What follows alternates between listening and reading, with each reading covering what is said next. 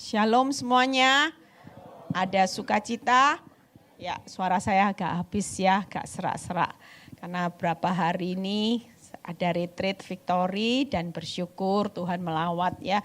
Itu semua anugerah kemurahan buat victory dari Tuhan. Nah, pagi ini saya akan berkhotbah. Terima kasih ya buat Pak Peter, Bu Lili yang selalu memberi kesempatan buat saya untuk berbagi firman di tempat ini. Pagi ini saya akan berbagi firman tentang bagaimana ketika hidup itu semakin kacau. Karena banyak orang panik ketika segala sesuatunya itu semakin kacau. Mereka sudah bingung, orang yang punya hutang, coba akal logika ya, orang punya hutang, tabrak hutang online. Kira-kira gimana saudara? Hidupnya makin terjerat atau bebas? Nah, kadang-kadang kita sebagai manusia ketika kita ini sudah semakin kacau, kita ini enggak ingat bahwa di balik cerita hidup kita masih ada Tuhan sebagai sumber kehidupan kita. Kita seringkali meremehkan yang namanya sumber kehidupan karena kita merasa bahwa kita sudah berdoa, kita sudah berpuasa, kita sudah melakukan ini, buktinya mana? Usaha tambah sepi, sementara kewajiban yang harus kita bayar setiap bulan itu tidak bisa lagi untuk tidak kita bayar. Tapi percayalah hari ini yuk, kalau saudara tahu senyatanya setiap kita itu punya panggilan hidup. Yang Tuhan itu mau bukan hanya pusing dengan masalah, justru di balik masalah Tuhan itu punya rencana yang besar. Kalau saudara baca dulu di Yohanes 9 ayat 1 sampai 2. Kita tahu bahwa tujuan hidup di mana Tuhan itu izinkan dengan banyak masalah, Tuhan itu mengutus saudara untuk apa? Yohanes 9 ayat 1 sampai 2. Maka Yesus memanggil ke-12 muridnya, lalu bisa dibuka ya, Yohanes 9 ayat 1 dan 2. Lalu memberikan tenaga, ini ya, keliru ya, bisa dibantu. Yesus memanggil ke-12 muridnya memberikan tenaga. Mungkin saya tadi pagi salah ya. Di ayat berapa ya? Sebentar ya. Yohanes 19 mungkin ya. Maaf ya.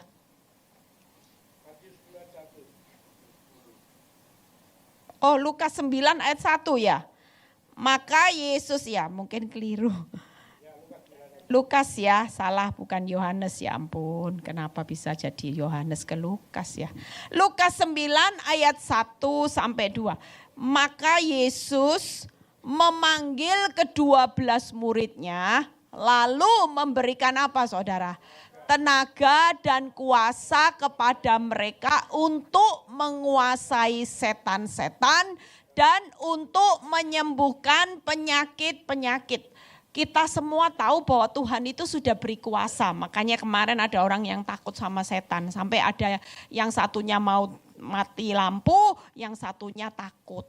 Jadi dua-dua satu kamar. Ya orang satu kamar tuh kan kadang gak bisa milih ya waktu di retreat. Ada yang suka tidur lampunya nyala, satunya lampunya mati. Nah itu aja sudah masalah. Iya kan?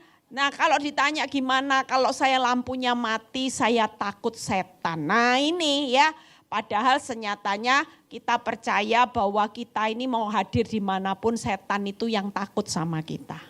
Kenapa? Karena Tuhan jelas dia memberikan kuasa kepada kita.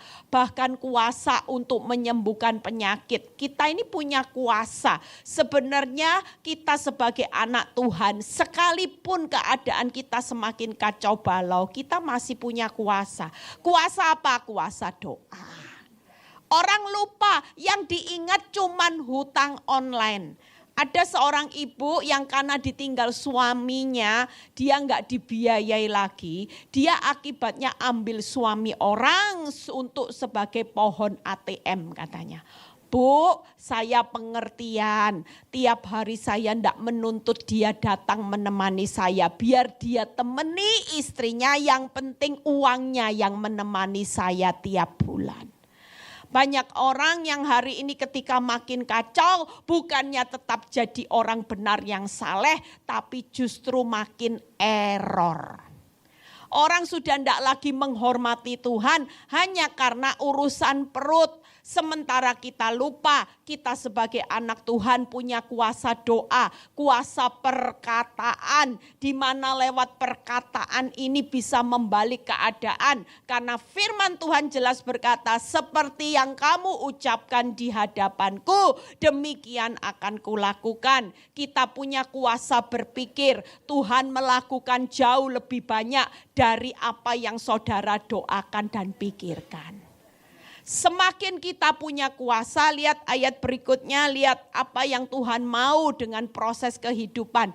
Dan Ia mengutus mereka untuk apa saudara? Kita ini diutus Tuhan di dunia bukan karena kita memperkaya diri kita sendiri. Yang penting cari uang, kaya, nikmati hidup dengan rumah mewah, mobil mewah, jalan-jalan ke luar negeri. Nanti kalau orang seperti ini pulangnya nanti tanda tanya, tanda seru. Kita mengenal Yesus sebagai Tuhan Juru Selamat. Yang jadi pertanyaannya, Tuhan kenal enggak saudara dan saya?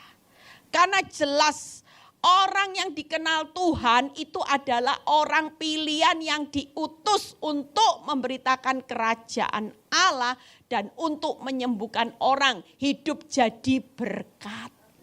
Saudara, lewat masalah saya bersyukur Tuhan pakai hidup saya di tengah masalah. Justru saya bisa menyembuhkan banyak orang. Orang yang lagi hidupnya ngalami kesusahan. Orang yang lagi ngalami proses masalah rumah tangga, ibu-ibu yang mau bunuh diri. Bisa sembuh. Itu karena apa? Karena saya sadar. Saya waktu ngalami masalah saya gak mau terpuruk dengan masalah. Kalaupun Tuhan lanjutkan proses cerita kehidupan saya tetap percaya itu pun karena Tuhan mau bahwa hidup saya mau memberitakan kerajaan Allah dan untuk menyembuhkan banyak wanita-wanita yang terluka. Amin. Makanya saudara kalau diproses Tuhan gak usah marah. Orang banyak diproses Tuhan nanti akan dikirim orang-orang yang tertentu. Ada orang-orang yang akan datang, Pak saya juga masalah hutang, bagaimana caranya. Kita akan jadi berkat. Nah kita lihat ayatnya bagaimana hari ini kalau kita ngalami masalah yang berat. Amsal 18, kalau keadaan hidup makin kacau, jangan makin putar otak. Jangan banyak makin dipikir bagaimana caranya bisa keluar. Yang penting hari ini lakukan hal yang paling utama, yaitu apa? Bangun kekuatan di dalam Tuhan. Kalau kita sudah makin kuat dan kita hari ini mempercayai kebenaran firman, maka firman itu pasti digenapi. Kalau kita hari ini meragukan firman, kira-kira kalau saudara percaya sama orang, ya saudara bilang gini, bisa enggak ya kamu tolong saya? Kalau misalnya orang ini bilang, kamu yakin sama saya? Yakin. Tapi saudara ragu, terus kira-kira orangnya seneng enggak? Tolong hidup saudara. Kalau orang diragukan, ya enggak mungkin orang itu dengan senang hati. Tapi kalau saudara berkata, aku yakin. Sekalipun hari ini hidupku terpuruk, aku tetap percaya Tuhan tidak punya rancangan kecelakaan di balik penundaan jawaban doanya. Karena aku tahu Tuhan itu pasti genapi janjinya. Amin. Tuhan tidak akan memalukan saudara. Yuk lihat Amsal 18 ayat 10 sampai 12. Amsal 18 ayat 10 sampai 12. Kita baca sama-sama hari ini kalau keadaan kita makin kacau balau. Stop berpikir apapun. Stop berpikir hutang online. Stop berpikir untuk cari ke paranormal dan sebagainya yang bisa memberikan jawaban instan. Banyak orang ke paranormal karena dianggap Tuhan lemot. Paranormal itu lebih cepat jawabnya. Ada orang yang ke Gunung Kawi untuk punya anak. Ya, bayar harganya mahal enggak? Jelas. Karena ketika orang ini pergi ke Gunung Kawi, dia lihat tetangganya yang enggak punya anak. Ya, pergi ke Gunung Kawi cepat dijawab hamil bulan depan. Sementara ini orang benar, dia berdoa bertahun-tahun ternyata Tuhan itu tidak buka-buka kandungan istrinya. Akibatnya dia tergiur dengan penawaran tetangganya. Dia ikut pergi ke Gunung Kawi atau mana dan dia minta hari itu anak. Ternyata bulan depan istrinya hamil. Orang ini juga tetap jadi orang Kristen ya. Dan singkat cerita dia punya anak juga 2 laki-laki. Tapi apa yang terjadi dengan pemberian iblis selalu menuntut harga yang harus dibayar. Selang anak-anak sudah besar menikah. Saudara tahu orang yang hari ini diberi iblis itu dituntutnya jauh lebih banyak. Dia punya 2 anak laki-laki menikah. Menikah punya anak masing-masing 2 laki-laki juga. Jadi cucunya berapa? 4. Semua laki ini lahirnya cacat. Dan ketika lahir cacat hari itu juga bapak ini yang kaya bisnisnya bangkrut total. Akibatnya anak 2 ini ditinggal sama istrinya. Dan singkat cerita bapak ini hidup membiayai 4 cucu yang cacat. Dengan usaha yang bangkrut dan 2 anak yang stres karena ditinggal istrinya semua. Lihat ya, iblis selalu memberi 2 nuntutnya 4. Hancur masa depan, tapi kalau kita sabar menanti waktunya Tuhan, percayalah Tuhan pasti janji segala sesuatu bukan cacat semua, tapi indah pada waktunya. Amin. Kalau kita hari ini tidak sabar, makin kacau, makin tidak sabar, hidupmu makin hancur. Segala sesuatu bukan indah, segala sesuatu yang didapat dengan instan pasti hancur semua. Lah kita milih mana? Sabar sedikit tapi indah segala sesuatu. Atau kita pilih jalan yang cepat, jalan tol tapi hancur semua termasuk anak cucu nanti. Amsal 18 ayat 10 dan 12 ini ayat yang sering kita dengar tapi jarang sulit kita lakukan saat keadaan tambah kacau balau. Nama Tuhan adalah menara yang kuat. Sudah dikasih tahu kuat, kita ini jujur loh. Jadi orang Kristen kalau ngerti firman, ya saudara punya satu kekuatan itu nama Yesus. Makanya nama Yesus menara yang kuat. Ada seorang yang bersaksi mau masuk jurang. Tidak mungkin belajar ilmunya untuk mengendalikan sesuatu untuk tidak masuk jurang. Tapi hanya dia panggil nama Yesus, tolong mujizat. Bapak ini cerita mobil itu bisa berhenti di ujung jurang. Saudara lihat, kita semua lupa bahwa nama Tuhan itu menara yang kuat. Kesanalah orang benar berlari dan ia menjadi selamat. Orang benar itu berlarinya sekarang, jangan cari orang yang lebih hebat. Kalau saudara sudah kefefet, jangan berlari kepada orang kaya. Karena orang kaya lebih cepat transfer berhasil. Kalau sama Tuhan tidak berhasil Bu Eli, lama.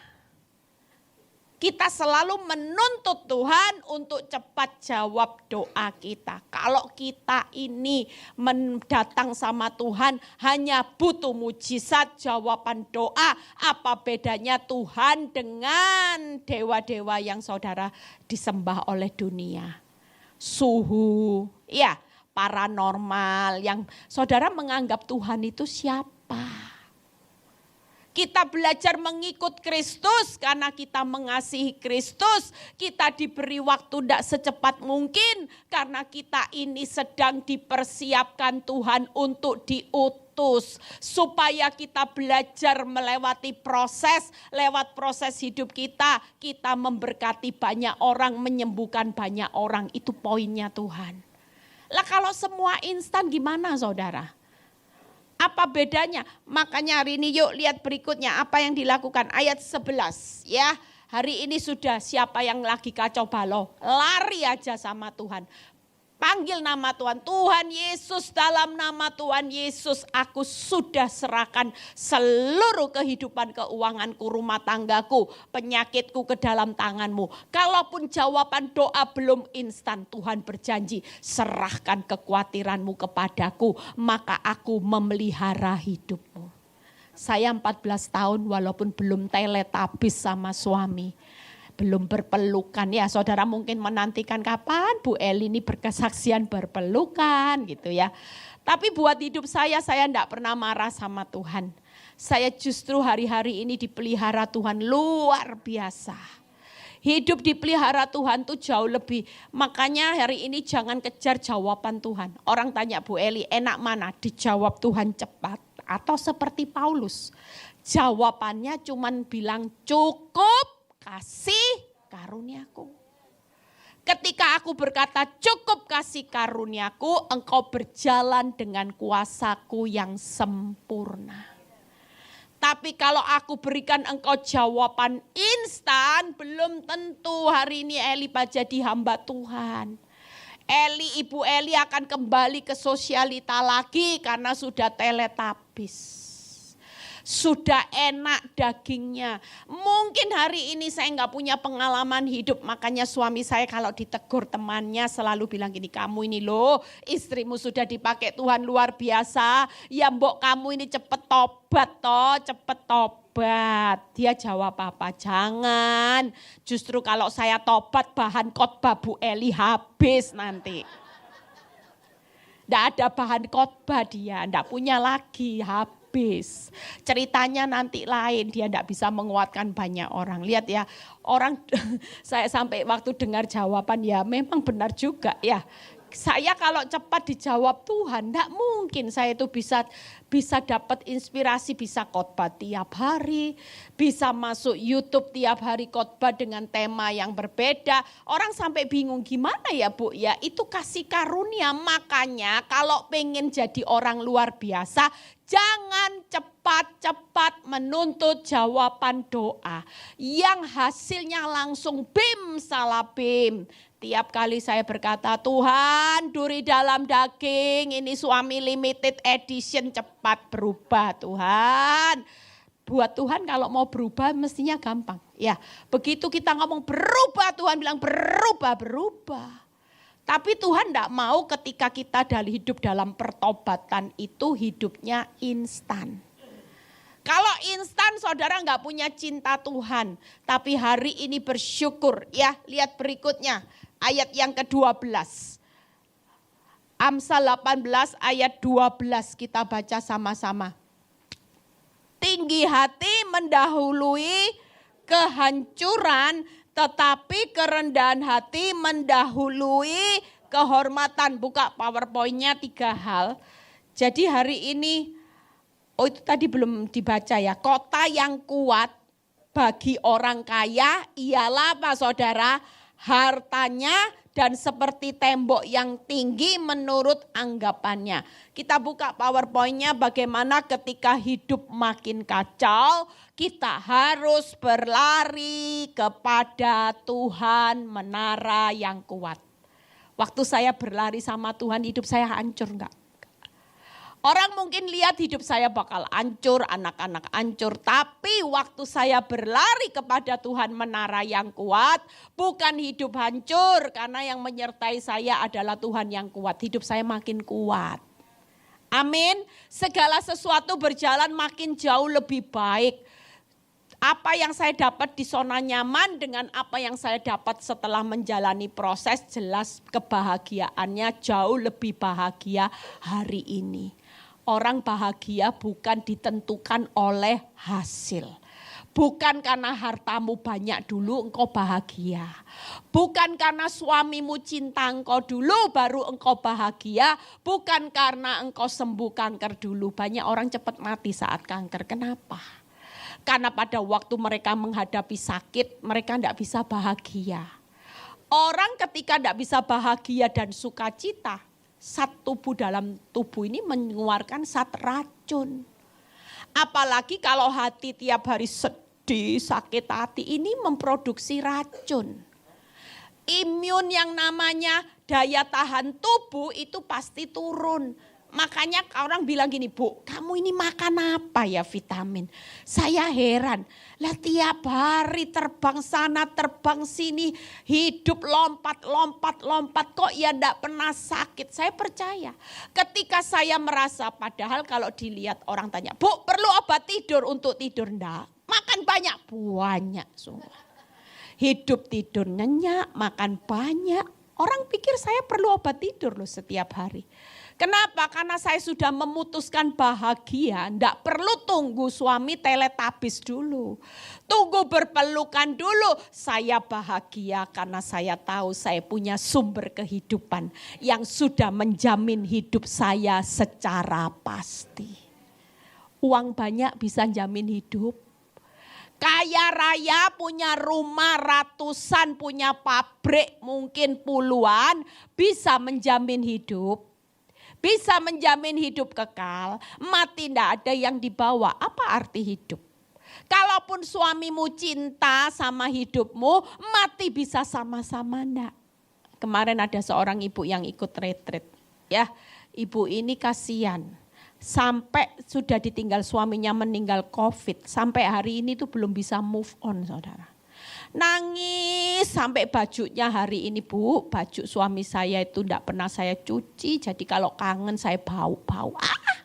Sudah 3 tahun bau apa ya, sudahlah Bu, sampai semua. Karena apa? Karena suami saya itu baik loh Bu. Waktu suaminya baru meninggal karena COVID, dia bilang, Bu Eli, suami saya baiknya luar biasa, saya cintanya luar biasa, suami saya juga saling mencintai. Kenapa Tuhan ambil cepat? Kok enggak suami yang brengsek, suaminya orang lain?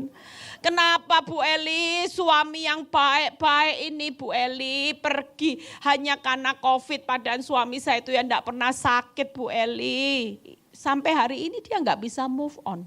Saya cuma bilang, apa yang membuat saudara bahagia hari ini, itu mati enggak bisa dibawa. Tapi kalau kebahagiaan kita karena kita punya Tuhan sumber kehidupan. Hari ini saya bisa bahagia karena saya tahu sumber bahagia saya selama Yesus tetap ada di dalam hati saya bahagia. Apa yang dia tidak bisa lakukan buat hidup saya. Yang pasti kalau hidup ada di tangan Tuhan itu pasti aman. Amin, aman terkendali. Sekalipun hari ini keadaanmu kacau balau, tetap aman terkendali. Yang kedua, andalkan Tuhan bukan mamon, itu tadi. Ya, harta itu tanpa harta, sekalipun hari ini apa yang menjadi kebahagiaanmu sedang hancur, Tuhan itu tetap bisa diandalkan. Kalau kita mengandalkan Tuhan di tengah masa yang kacau balau, firman Tuhan berkata apa?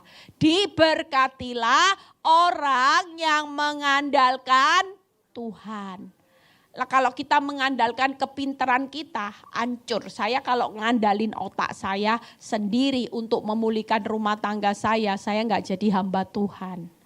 Mungkin dulu saya awal-awal mengendalikan ya, ngecek handphone dan sebagainya. Stres tiap hari tanpa punya solusi. Hidup saya makin terpuruk, hidup enggak jadi berkat. Tapi sejak saya ambil keputusan, enggak Tuhan.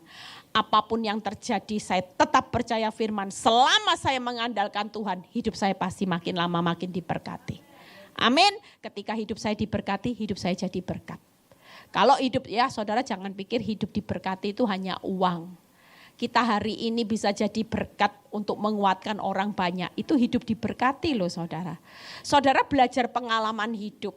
Dan tiba-tiba dari proses hidup saudara, ternyata saudara bisa menguatkan banyak orang. Ini hidup diberkati. Bukan hanya materi dulu diberkati. Yang ketiga, bersikap rendah hati. Itu tadi ya.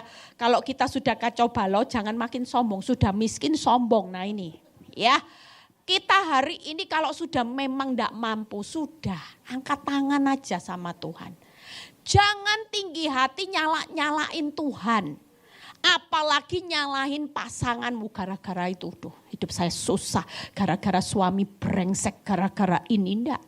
Kita belajar rendah hati, kita datang sebagai sama Tuhan. Tuhan, aku juga punya andil kok. Sampai rumah tangga saya hancur.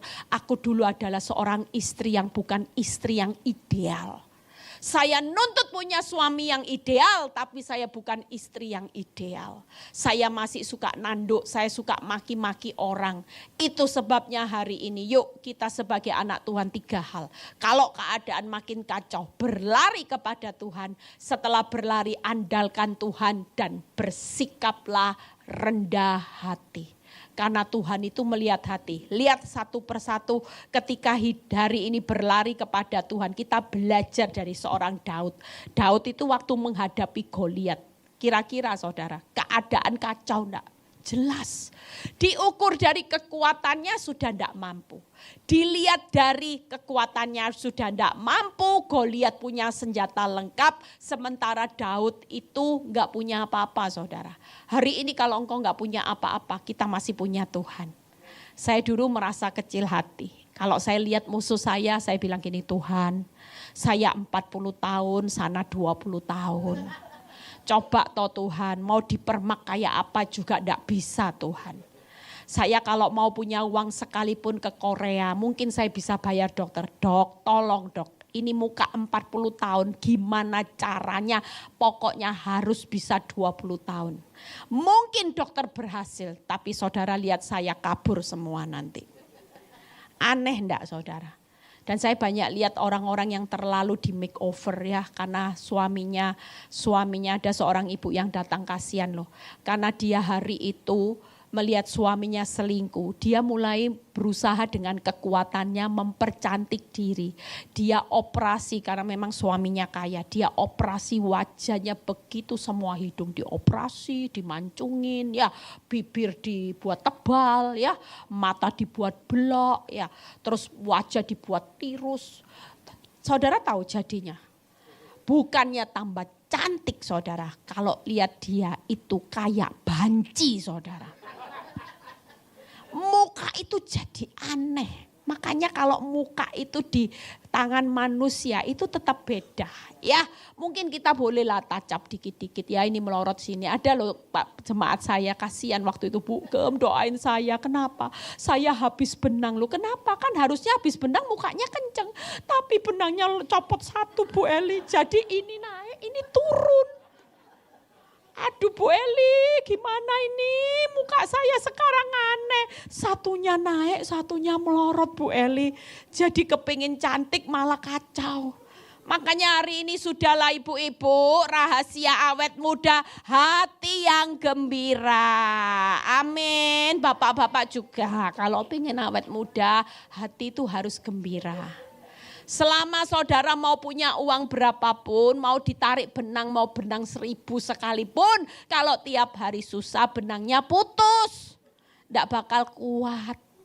Tapi kalau hati gembira, percayalah muka kita, wajah kita, orang tuh tahu kalau wajah saya lagi stres, orang bisa tahu. Bu Eli pasti banyak pikiran. Oh iya, kok tahu iya?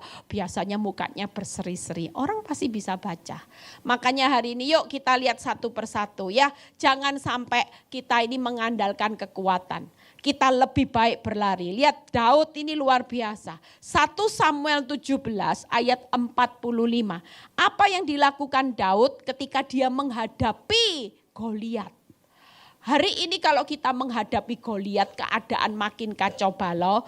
Tetapi bagaimana 1 Samuel 17 ayat 45. Tetapi Daud berkata kepada orang Filistin itu. Lihat ya, Daud itu mengatakan, hari ini kalau saudara punya masalah yang makin kacau, engkau mendatangi aku dengan pedang, tombak dan lembing. Tetapi aku mendatangi engkau dengan apa saudara? Nama Tuhan semesta alam, Allah segala barisan Israel yang kau tantang itu. Senyatanya ya, dulu saya diingatkan Tuhan dengan ayat ini. Tuhan bilang gini, Eli, ndak usah takut dengan suamimu yang selingkuh. Senyatanya ketika engkau berperang dengan aku, mengandalkan aku, suamimu bukan melawan engkau lagi. Suamimu sedang menantang aku, Allah segala barisan Israel.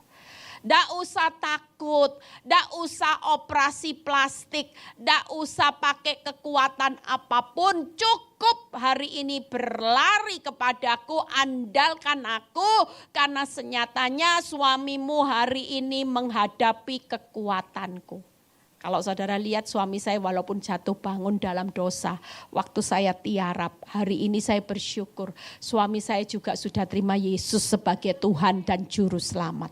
Tepuk tangan buat kemuliaan nama Tuhan.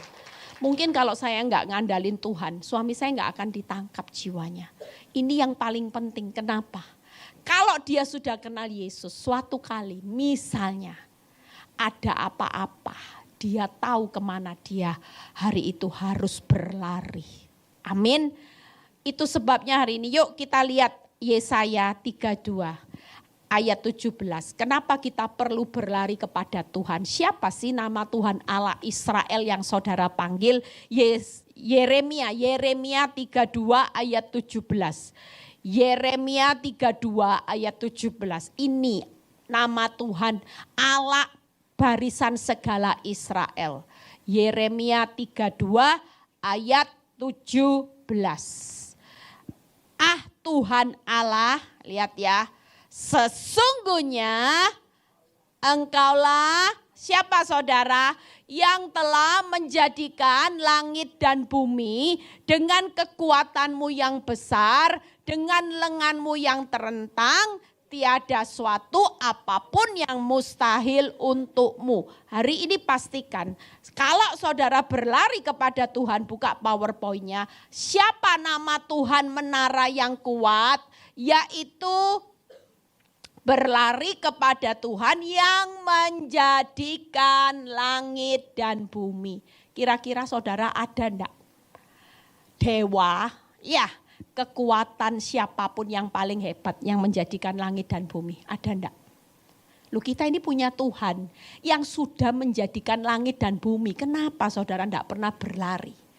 Tuhan itu loh setiap hari 24 jam. Dia itu selalu matanya tertuju buat saudara dan saya. Pendengarannya selalu mendengar setiap curhatan, keluh kesah, masalah saudara. Tapi kita ini jarang. Kalau sudah kacau balau kita putar otak. Kita berkata jangan-jangan bangkrut. Jangan-jangan hancur anak cucuku gimana Tuhan. Dulu punya rumah, sekarang gak punya rumah. Tabungan buat anak-anak, asuransi buat anak-anak habis ludes. Tapi kita tahu firman Tuhan berkata kalau kita berlari kepada Allah segala barisan Israel, menara yang kuat. Kenapa? Karena dia Tuhan menjadikan langit dan bumi. Tidak ada yang bisa menandingi Tuhan yang menjadikan langit dan bumi. Yang kedua, berlari kepada Tuhan dengan apa tadi? Kekuatan yang besar. Berlari kepada Tuhan yang penuh mujizat. Bahwa tiada suatu apapun yang mustahil untukmu. Hari ini yang sudah kacau balau, kepepet, tidak punya jalan. Yuk. Lari aja sama Tuhan tiap hari. Saya modalnya cuman lari. Kalau dipikir buat hidup saya bisa bertahan 14 tahun menghadapi masalah rumah tangga. Secara akal saya pasti error. Kekuatan saya pasti habis terpuruk. Tapi Tuhan yang nyata menjadikan langit dan bumi. Tuhan yang punya kekuatan yang besar. Tuhan yang penuh mujizat. Itu membela orang benar. Amin. Tidak terpuruk tapi justru hari ini hidup saya terbang tinggi seperti Raja Wali. Saudara jangan meremehkan Tuhan walaupun dia lemot.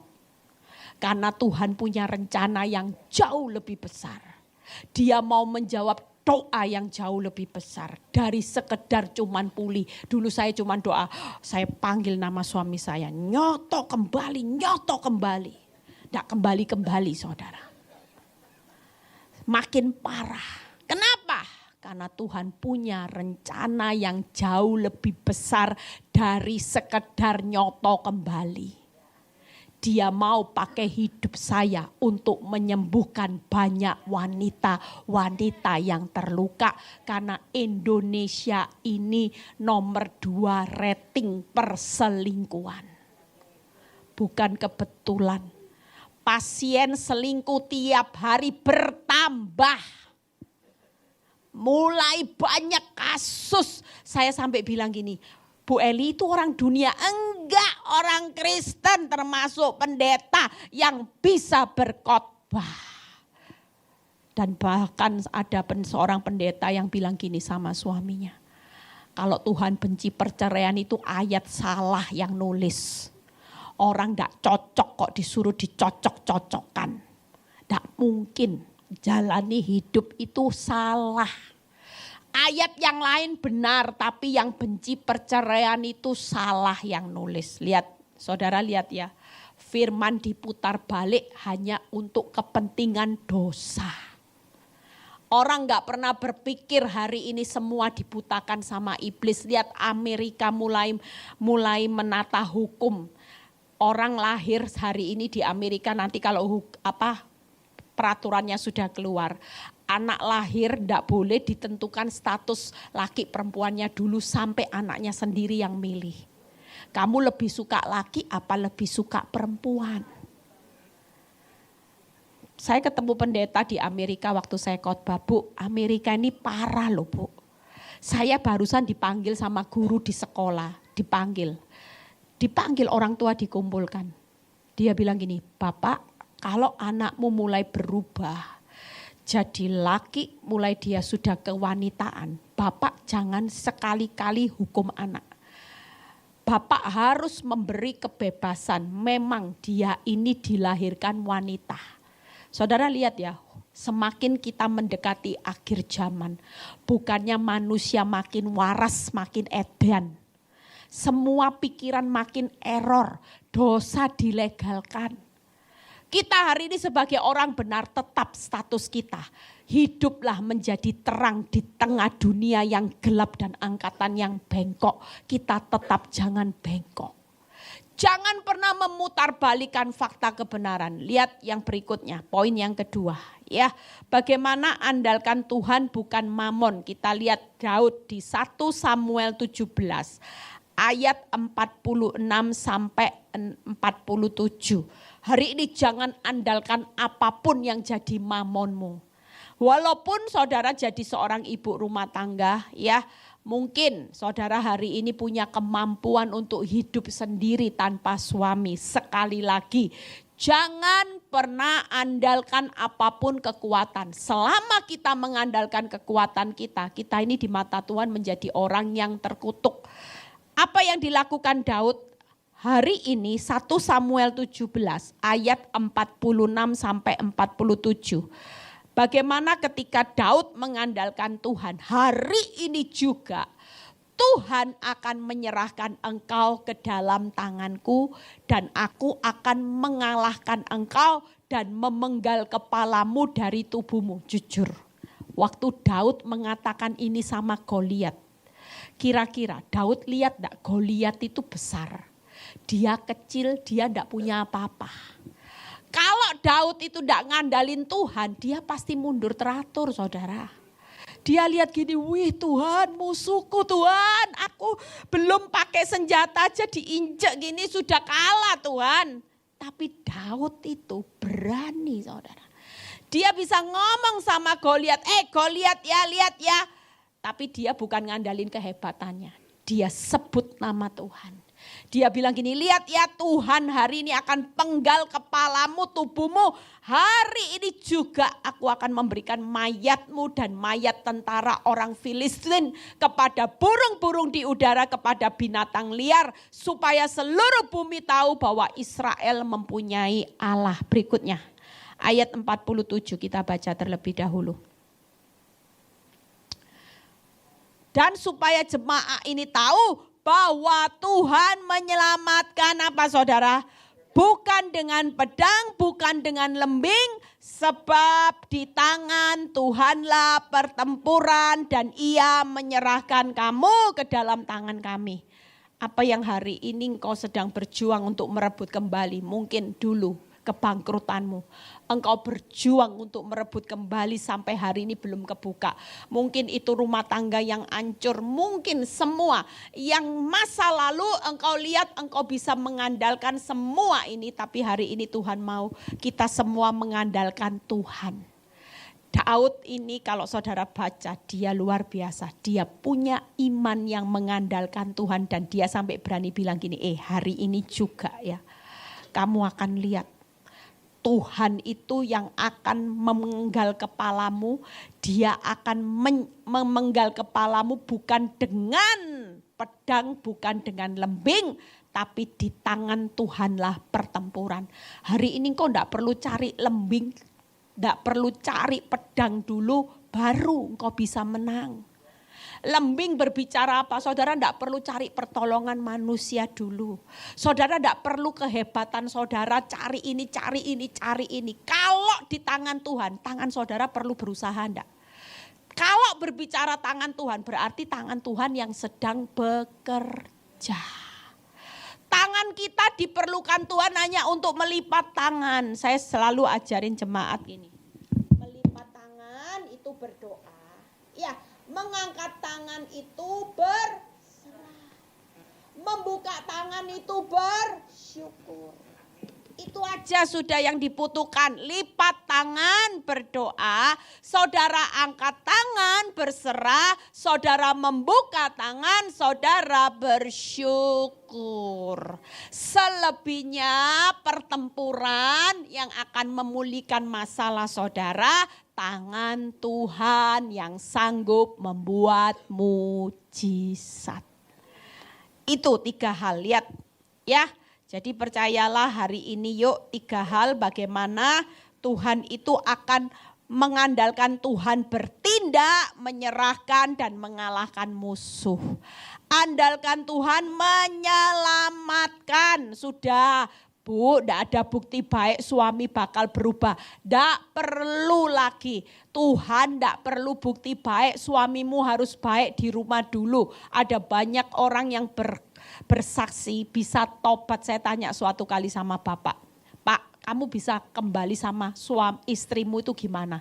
Kamu ini sudah parah ceritanya. Ibu Eli tahu saya dilawat Tuhan di diskotik. Hah? Iya Bu. Waktu saya mau, padahal sepinggir saya itu wanita-wanita yang mengelilingi saya itu seksi-seksi semua. Tiba-tiba wajah istri saya nampak Bu. Saya kelihatan wajah istri sampai saya kucek-kucek gini matanya. Istri saya itu nampak dia sedang sujud doa. Dia terlihat nangis-nangis hari itu Bu. Saya sampai tidak bisa konsen Bu. Yang namanya wanita nawari minum saya tolak semua. Kenapa wajah istri saya? Ini samping bukan istri saya wanita seksi. Tapi wajah yang nampak itu istrinya lagi sujud berdoa. Sejak hari itu dia bertobat. Dia meninggalkan semua yang namanya dunia malam. Hari ini suami istri ini dipakai Tuhan saudara. Makanya jangan meremehkan ya. Yang ketiga, andalkan tangan Tuhan yang memenangkan pertempuran. Kita hari ini hanya butuh melipat tangan, mengangkat tangan, membuka tangan.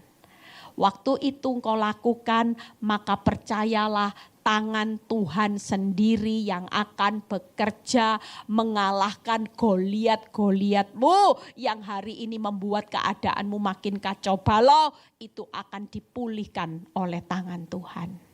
Amin. Yang terakhir, pemain musik mungkin boleh maju ke depan. Bagaimana bersikap rendah hati? Baca 1 Samuel 17 ayat 33 dan 34. 1 Samuel 17 ayat 33 dan 34. Tetapi Saul berkata kepada Daud, lihat ya, tidak mungkin engkau dapat menghadapi orang Filistin itu melawan dia. Sebab engkau masih muda, sebab dia sejak dari masa mudanya telah menjadi prajurit. Mungkin hari ini kita ada di posisi bawah. Kita berkata gini, enggak mungkin. Orang pun berkata, orang juga dulu berkata sama hidup saya, Eli, enggak mungkin loh suamimu itu cinta anak. Apalagi sama wanita ini punya anak. Sulit secara akal orang bilang sulit. Mungkin orang juga meremehkan saya. Kenapa? Karena dianggap saya sudah kepala 4, musuh saya kepala 2. Ya, situ lebih seksi. Ya, mungkin lebih berani buka-bukaan. Sementara saya semakin menjadi pendeta, kata teman saya semakin tertutup. Ini panjang. Dulu masih bisa pakai celana pendek. Katanya gini, suamimu itu suka orang yang seksi pakai celana pendek. Lihat kamu panjang-panjang, makin tutup semua. Tangan panjang, ini ditutup lah, itu buka-buka semua. Orang mungkin meremehkan hidup saya, sulit. Kamu harus belajar seksi dulu. Kamu harus belajar yang namanya pakai baju buka-buka dan sebagainya. Saya itu sampai ada seorang teman saya ya, waktu saya ulang tahun saya itu dikasih baju seksi, baju tidur. Saya bilang ini gak mau saya, nanti kembung saya. Besok gak bisa pelayanan. Habis saya kasih lihat bajunya itu banyak lubang ya. Lubang sini bol. Loh kalau saya pakai baju ini, ya kalau mungkin wanita tobat bisa tahan kembung. Kalau saya gak biasa. Jadi mungkin kalau saya tidur nanti bisa pakai koyok saudara ya. Letahan bagaimana semua saya lihat, aduh kamu ini gak tahu diri pakai kasih saya baju tidur kok banyak lubang angin gini. Kita semua gak perlu kepandaian itu saudara. Kalau kita sudah mengandalkan tangan Tuhan, izinkan. Walaupun kau gak seksi, kau gak cantik, mungkin gak semampai tubuhmu. Tapi kalau Tuhan yang berperang, semuanya akan beres. Ya, lihat berikutnya ayat 34. Nah ini Daud ini luar biasa. Tetapi Daud berkata kepada Saul, Daud itu tidak marah walaupun direndahkan. Lihat ya, hambamu ini biasa. Dia cuma ngomong aku ini biasa kok. Cuman menggembalakan kambing domba ayahnya aja yang cuma 2 binatang. Ya, sementara prajurit itu sudah terlatih untuk mengalahkan, untuk membunuh manusia. Ini cuma punya 2, dia bilang biasa. Apabila singa beruang menerkam seekor domba dari kawannya, lompat ke ayat yang ke-37. Ayat 37 ini yang luar biasa. Apa yang dikatakan Daud? Pula kata Daud, Tuhan yang telah melepaskan aku dari cakar singa, cakar beruang. Dia juga melepaskan aku dari tangan orang Filistin. Kata Saul kepada Daud, pergilah, Tuhan menyertai engkau. Buka 3 hal ya. Daud itu tidak marah saat direndahkan. Bukan ini, yang satunya tadi ada gambar hati. Nah ini, Daud itu tidak marah saat direndahkan. Daud merasa bukan siapa-siapa. Kita hari ini yuk, orang tuh Tuhan tuh lihat hati. Kalau saudara hari ini orang bilang kamu ini bodoh, kamu ini apa, kamu ini lagi miskin, sudah enggak usah rendah hati. Enggak usah minder. Tapi belajar rendah hati, ya sudah, namanya manusia. Sehebat-hebatnya bisa gagal enggak? Bisa. Orang kaya yang enggak habis 7 turunan aja yang bangkrut hari ini banyak, yang nge-grab pakai mobil Grab. Lo orang Surabaya ada loh. Kalau dulu orang lihat orang Surabaya ini nggak mungkin bisa bangkrut. Rumahnya di basis nomor 1 di kota Surabaya yang 1 meter mungkin hari ini 300 juta saudara. Itu nggak mungkin bangkrut saudara. Tapi namanya keadaan hidup, ada yang di atas. Sekali di bawah hancur jet coaster. Orang bisa naik jet coaster di atas di bawah, di atas di bawah. Sama kehidupan kita ini berputar saudara. Orang nggak habis 7 turunan hari ini saudara tahu. Sewa mobil, ngangsur mobil yang murah, taksi, naksi Grab. Saudara bayangin, dari yang punya rumah 1 meter 300 juta. Habis ludes supir taksi. Dulu punya uang mungkin ratusan miliar. Hari ini punya uang 3 juta aja harus nyetir mobil taksi. Siapa yang bisa mau memprediksi hidupmu di depan? Kita semua enggak ada yang tahu. Tapi percayalah, waktu keadaanmu kacau balau, kita sebagai orang benar tetap aman terkendali. Sepanjang kita hari ini, yuk Daud itu tetap mengandalkan Tuhan. Orang rendah hati itu cirinya ini. Tidak akan marah saat direndahkan. Nggak merasa bukan siapa-siapa. Kalau bangkrut ya sudahlah, namanya manusia, kadang di atas kadang di bawah. Tapi kita percaya waktu kita mengandalkan Tuhan, hidup kita tetap diberkati. Itu sudah rumus janjinya Tuhan. Semakin kita berpikir harga diri, kita akan bunuh diri, saudara. Kenapa orang bisa bunuh diri, lompat dari apartemen gara-gara pinjol? Saudara tahu, saudaranya cerita. Karena waktu itu dia ditagih uang sekolah yang gak bisa bayar 4 bulan. Mamanya malu. Dulu rasanya ke luar negeri diposting, makanya jangan suka posting Instagram. Nanti kalau bangkrut, bunuh diri, saudara. Dari luar negeri, tiba-tiba gak punya apa-apa. Gimana? Makanya jangan terlalu show off. Ya, kalau sudah kaya ya sudahlah, enggak usah show off. Karena hidup ini berputar. Nanti suatu kali rumahnya meger, ternyata rumah kontrakan RSSS, rumah mau selonjor saja susah, coba. Hanya gara-gara enggak bisa bayar uang sekolah 4 bulan. Dia mulai malu, harga diri. Dulu bisa ke luar negeri, sekarang bayar uang sekolah enggak bisa. Lah kita ini siapa, saudara? Orang mau kaya bisa jatuh. Daud berkata, aku bukan siapa-siapa. Ketika Tuhan melihat hati Daud, Daud tetap berkata, kenapa Daud bisa berani mengalahkan Goliat walaupun dia cuma punya 2-3 kambing domba. Karena dia mengandalkan Tuhan. Kita bukan siapa-siapa, tapi waktu kita punya Tuhan, kita jadi orang yang luar biasa. Bangkit berdiri. Hari ini yuk 3 hal, kalau saudara kacau balau, saudara berlari aja. Apa yang pertama? Berlari kepada Tuhan. Yang kedua apa saudara? Andalkan Tuhan. Yang ketiga yaitu bersikap rendah hati. Siapapun yang lagi ngalami posisi di bawah, yuk kita semua berkata, aku bukan siapa-siapa. Aku cuman seorang hamba. Kalau Tuhan izinkan aku ada di bawah hari ini, keadaan makin kacau balau, jadilah seperti apa yang Tuhan mau, bukan apa yang saudara mau. Saudara percaya siang ini saudara pulang, saudara akan jadi orang yang luar biasa saat kita mengandalkan Tuhan. Kita akan jadi Daud-Daud yang rohani menghadapi Goliat, tidak pernah berkecil hati. Nyalimu akan tetap besar karena kita punya Tuhan yang besar. Bukan hebatnya tombak lembing yang saudara harus punya untuk bisa melawan Goliat. Tapi di tangan Tuhanlah pertempuran itu akan dimenangkan. Amin.